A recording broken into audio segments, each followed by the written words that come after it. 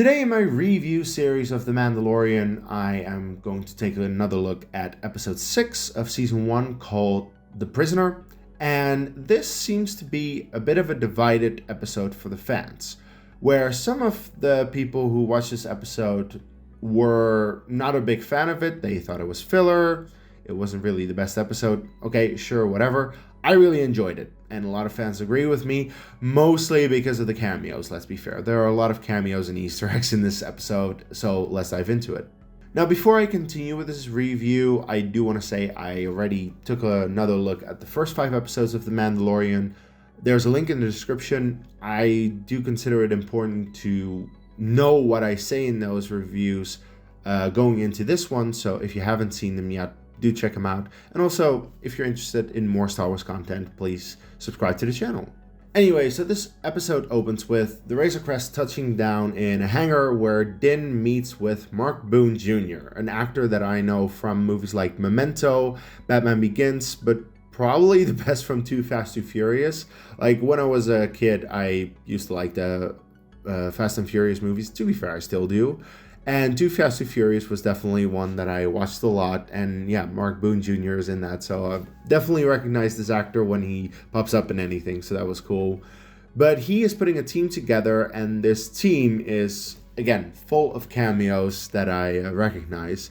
I will say I didn't really recognize the first one. People had to tell me who he was, with Bill Burr. I have no idea who this guy is. I heard he was a comedian in America. Well, I'm not American. I don't follow that type of stuff, to be fair. So I had no idea who he was. I do think he plays a good character, and I do like the fact that his character actually returns in the next season and plays a role because he was a fun character. So cool. But the member that I very much know in this team is played by Clancy Brown. Now, to be fair, you don't really recognize him, and also not Natalia Tina, but that's because they have a lot of makeup on because they have to play aliens. But Clancy Brown, let's be fair, you'll recognize his voice because he's mostly known as voice actor. Now, on the other hand, he has also played some, live action roles. For example, this little known movie, I'm not sure if you've heard of it. It's called The Shawshank Redemption. He's in that. He's also in Starship Troopers, but he's mostly known as a voice actor. He voices Mr. Krabs in SpongeBob, Long Fang in Avatar The Last Airbender, Surtur in Thor Ragnarok. The list goes on. But as Star Wars fans, we very much know him as voices in Star Wars, The Clone Wars and Rebels. In The Clone Wars, he voices Savage Opress. And in Rebels, he voices Ryder Azadi, and actually then in the Ahsoka series afterwards, he reprises that role in live action, so that was very cool.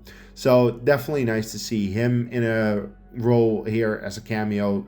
It's more than a cameo, I feel. It is just a small role, I feel. And the same goes for Natalia Tina, who, well, I personally know best probably from the Harry Potter series as Nymphadora Tonks. Then also she appears in Game of Thrones as the character Osha. So yeah, when I saw her appear, I'm like, oh, that's cool. So a lot of cameos already in this team. I don't really know the guy who voices and plays Zero, but we have more cameos coming up. I'll get to it. But the point is, this team is being put together to get a prisoner from a New Republic prison transport, and they need Razor Crest to get there. On the way there, the team already has some nice banter, which is cool. Once they get there, we get into just a lot of action, but the action is fun. The action is very well directed. I have to give credit to the director of this episode. His name, what was his name again? Rick Famuyiwa, I think it's that.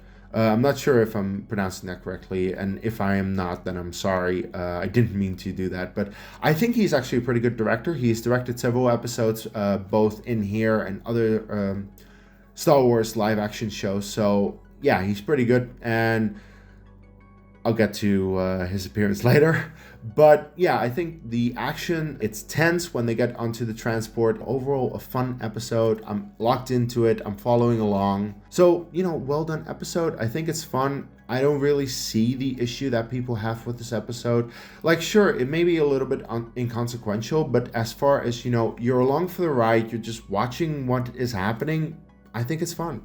Oh, there's also a little mention from Natalia Tina's character, Elzok 3. That's a planet that I know from Empire at War, and I think it's also in other Legends things, so this makes it canon. That's cool. But what is also cool is the cameos aboard the New Republic ship, because we have more cameos. First of all, there's an Ardinian in a cell. Now, people may not exactly remember Solo or have seen Solo. Well, I definitely do, despite the fact that I'm not the biggest fan of it. But what's funny is that in Solo you have an Ardinian who's voiced by Jon Favreau, creator of The Mandalorian, and we have an Ardinian in a cell right here. So that was cool. But probably the best one of all is Matt Lanter. The voice of Anakin Skywalker in the Clone Wars and Rebels appears here as a New Republic guard, and it was just nice to see him. Every single time I see him, I'm just happy. It's like, yeah, thank you for actually including him, because it's always fun to see live action appearances from voice actors who, you know, I think that some recognition in some way, because there are definitely people who see animation as like just a dumb cartoon for kids. I don't think so, and I just enjoy the fact that they give a little bit more of a spotlight to those kind of actors. I would love to see more of them, like a James Arnold Taylor or Ashley Eckstein or Vanessa Marshall, whoever. Just have them appear at some point, because this is very much the opportunity to do that, especially if you see an episode like this where you have so many appearances from all kinds of people, and I'll get into the rest later.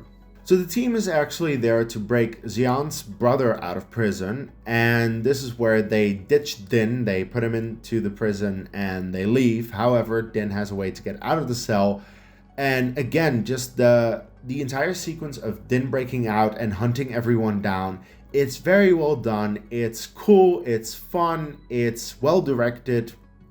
Just everything for me works in this scene. I know it's not the most consequential scene in terms of the overall story for the season. It's just fun. And I also like how they included Grogu, because Grogu is distracting Zero in the Razor Crest, and that's why Zero doesn't have contact with any of the team members, and that's why the team members are kind of blind, because Zero is also being distracted in the meantime, and that makes sure that Din can take them out easier. So when Din has eliminated the entire team and captured Quinn, he brings him back to Mark Boone Jr.'s character, and you think it's done, but no. This is where the cameos really kick into gear, and I said that Matt Lanter was my favorite. I have to say, I think Dave Filoni actually is my favorite. The fact that Dave Filoni appeared in any kind of live action capacity in Star Wars is just the best. I adore the fact that he's in here. Also, Rick Famuyiwa, the director of this episode, and Deborah Chow, the director of not so great of a Star Wars series, they also appear as X-Wing pilots, and it was just cool to see, you know, people who aren't really actors appear because they just wanted a little role, and it was cool to have them, you know, be X-Wing pilots in this. So that was nice. That ends the episode in a very nice way. And of course, well, we then also see that apparently the team has been captured, not killed, so they might appear again. Mayfeld returns, we know that. We also see Zero appear again, though the capacity is a bit iffy, but because, yeah, Zero as a droid is pretty much destroyed. But I do wonder if either Berg or Xian is going to appear again in any future Star Wars project at any point, but they could, because they're technically still alive, so would be nice. We'll see about that, but yeah. Anyway, I just think this is a fun episode. It's nothing great. It's not the greatest episode of The Mandalorian. I just think overall, as far as, you know, kind of filler episodes go, it's fun. And that's exactly what it needs to be, right?